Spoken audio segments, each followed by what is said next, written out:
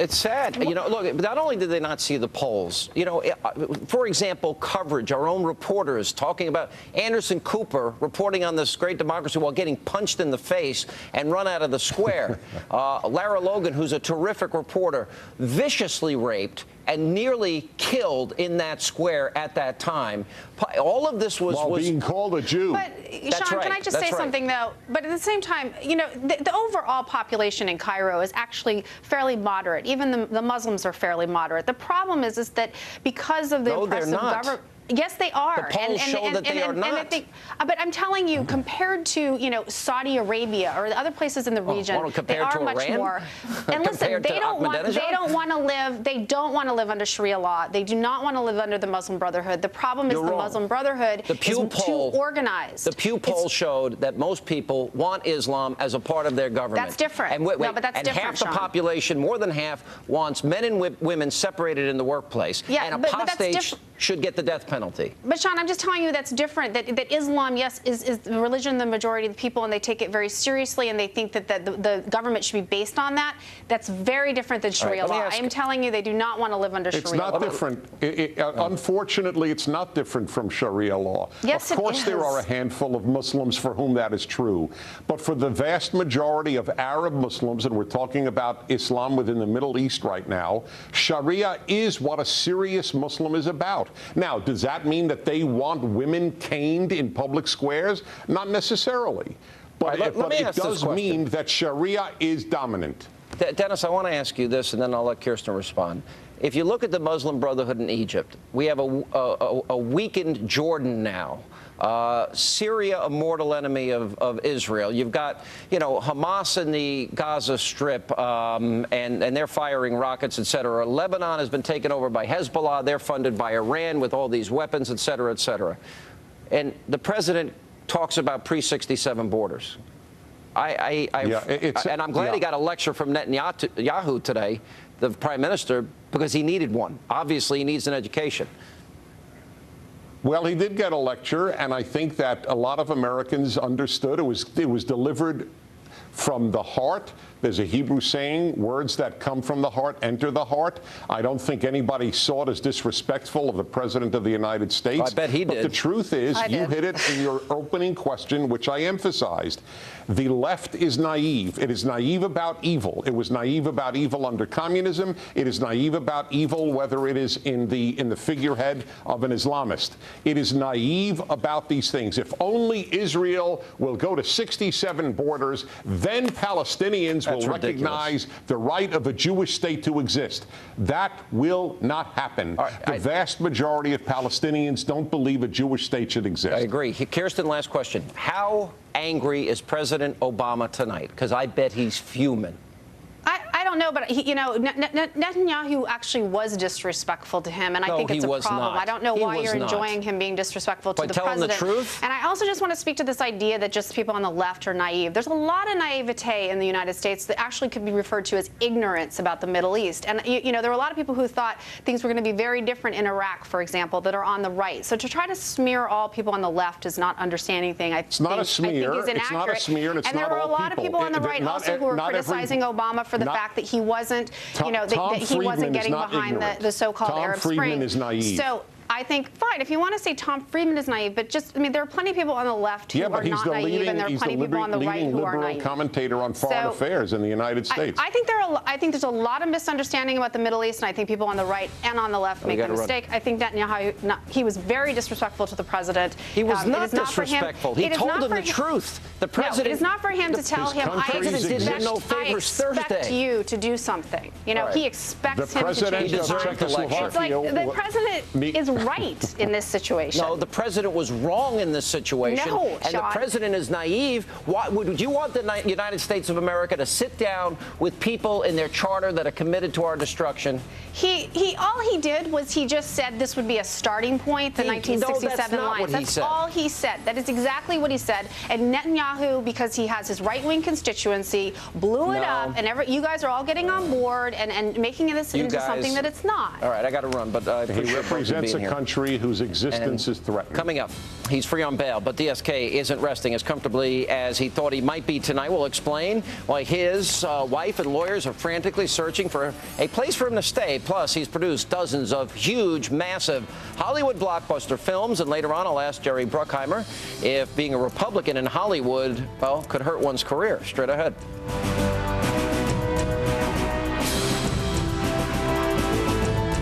All right, he's been granted bail, but so far that does not matter much. The disgraced former IMF chief, accused of trying to rape a hotel maid right here in New York City, posted a $1 million cash bond earlier today, but there were some hiccups. Now, Dominic Strauss-Kahn at first had no place to go. Earlier, it was reported that his wife had rented a swanky Upper East Side New York apartment to house her husband while he awaits trial. But sources tell Fox News tonight that when the luxury high-rise got word that he was going to be staying there, well, they turned him away, and they're now scrambling to find another place. Now, late this afternoon, a judge approved DSK's release to a temporary housing location.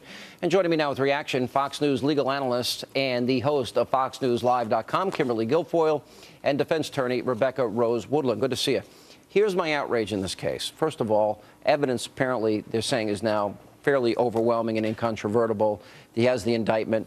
Here's what bothers me. France. France. Their reaction to this is, we are wrong. Absolutely. This was outrageous that we put him in handcuffs.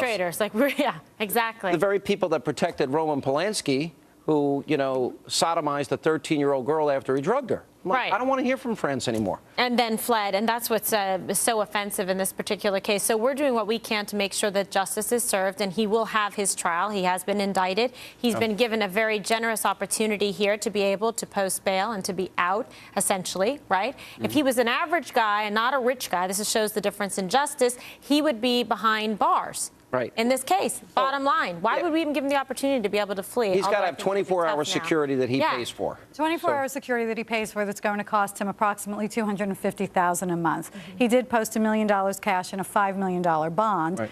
Now, I read an interesting survey to go along with your initial statement. France's population has been surveyed today, and they feel that this is a complete American controversy that has been created and that there is no basis in truth. Because he was 60% of the people, Sean, that he's been set up, no basis in truth when we're the country of justice, diplomacy, and democracy. Yeah, well, I just don't get the mentality. How do they live with the idea that, for example, they didn't extradite Roman Polanski? Right. And Hollywood views him as this great And aren't we supposed to learn from this, from the mistakes? So we're just allowing him, go ahead, pull a Polanski, go ahead and leave. That's not going to happen. Are you kidding me? He's looking at 30-plus years behind bars for these offenses. They are very serious charges. As we've stated, he's already been indicted. They're also outraged by us because we did what's called a perp walk and showed him Too bad. going. That's what happens. That's what we do He'll in be this treated country. like anybody who commits a crime in this country, except now he gets to stay in the Upper East Side of New York. Yeah.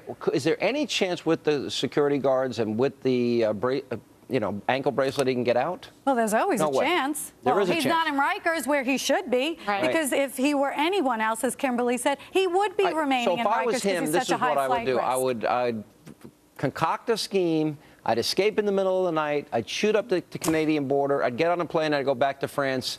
No extradition treaty. He'd be free. Absolutely. So now do they kind of get it? That's why we had to take these steps to make sure that justice is done here, that he does have his day in court and his trial. He'd flee. He's been given this opportunity already. They do have his passport, especially. Yeah, wouldn't you, right? Yeah. I mean, think about this guy. This is a guy who's arrogant and feels entitled, narcissistic. He's like, listen, out of here. All right, let me ask you about Schwarzenegger. And you know... Yes. How do you know? How well do you Okay, know? well, I've spent quite a bit of time with them, and when I was First Lady of San Francisco, Maria Shriver was First Lady of California, and we shared a protocol chief in Charlotte Schultz, George Schultz's wife. So, I find them to be a really great couple. I was very upset to see that this happened. Obviously, I really admire her. She does a tremendous amount working with young women and doing the women's conference every year. And I can't imagine. I think she probably just found out about this. Otherwise, she would have left before and not had that woman working in her home. How do you hide this from the public, or think you can get away with hiding this, just like, John Edwards or Elliot Spitzer? I mean, what are these people thinking? I don't know. I think they're not it's becoming thinking, a right. problem. Are they thinking, or are they thinking that they're better than everyone and they can do whatever they'd like, whenever they'd like? And you know what? what? In this case, there's a child involved. You know, what you want to do and what maybe you think you're entitled to as an adult. Sure. But there's a child here now at this time, in a very precarious time in this young man's life, he's really facing such incredible obstacles now. And scrutiny. And then his other children, the Schwarzenegger's other children. But I don't just blame him, though. I also blame the trusted household employee, the housekeeper, who had the audacity and the arrogance to stay in the home, though, pregnant with Maria's husband's child. Give me a break. Wait a minute. He's the one that promised to love, honor, cherish, be faithful to, not her.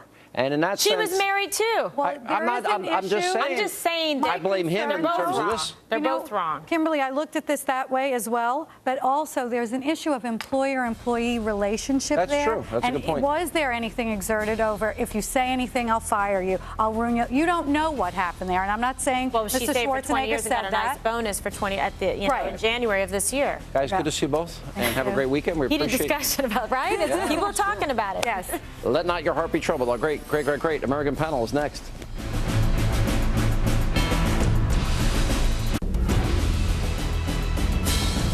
And tonight on our great American panel, he was a former pollster for President Jimmy Carter and advisor to George McGovern's presidential campaign. Fox News contributor, the one and only Pat Cadello is here. She, a Fox News political analyst, Republican strategist, Angela McClowan is back. And he, an NFL linebacker with the Detroit Lions, Bobby Carpenter is back. Guys, good to see you. By the way, you know at 6 p.m. tomorrow, according to the Family Radio Network, the world officially ends. That's why I'm so excited to be on the last panel. This is my swan song, folks, for all of you. This is it. Well, you know. This is it. No more panels. When we get to heaven there, you know, that means you're going to be a conservative finally, and you're going to have to admit, you know, liberalism is a failed ideology.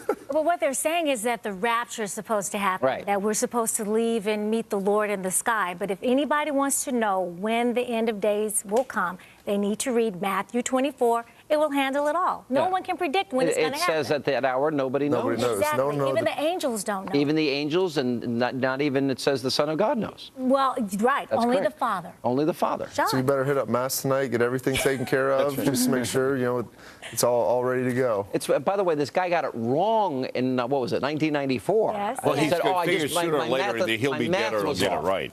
All right. And rapture is not mentioned in the Bible. The word rapture is never mentioned in the Bible. The concept is, but rapture isn't. All right, let's go to, all right, this drives me crazy. Tom Coburn picked up on this story. Do you hear about this guy? He is a 30-year-old guy that drinks out of a baby bottle, sleeps in a baby crib, plays with baby toys, but yet he can go, look, I'm like, this is insane. And now we're discovering, Angela, that This is the biggest scam because he's collecting SSI. Taxpayers are paying for his baby fetish. Now, this guy dresses up in plain clothes, goes to Lowe's. Look at this, he's drinking a bottle. He gets lumber. He built his crib. He also runs a website. So you mean to tell me this guy can't hold down a job? Well, do you liberals want to take care of everybody, Pat? Well, I think you've just got the most extreme example. And then we have the guy that won the $1 million, and he still gets his food stamps. So. He does, and he thinks that the government should give it to This is the fleecing of America, Sean. This is what the health care bill will be paying for in 20 years. All these issues that people are having. All of this is nearly. I'm sorry. No. Go right ahead. This is corruption. This is the corruption going on. You know, the stuff where, you know, once you've got things like health care waivers for for labor unions and people who supported health care bills, or Nancy Pelosi's district, you get this. Once you have the FDA out chasing the Amish, out fines to businesses raising money with the most outrageous fines to people. You have Obama, who killed presidential campaign financing, now raising $1 billion. I follow you, but the bottom line is this. There's been fraud in Social Security for years now, for decades now. And I applaud Tom Coburn, but we don't need to study it. He wants to study this issue. We need to do something about it. But here's a case where we're all told we need nationalized health care. 20% of April's waivers go to people in Nancy Pelosi's district. That just goes to show that people who push for it the hardest, why do they need the waivers then? They should be applauding. They should be trying to get more government intervention in their state. But it goes to show you that they obviously don't want it. The people in their state don't want it because they know it's a flawed system and it doesn't work. But Sean, also unions are receiving waivers a ton of unions are. Yeah, they actually lobbied for it, but Obama gave them waivers so they don't have to adhere to it. All of this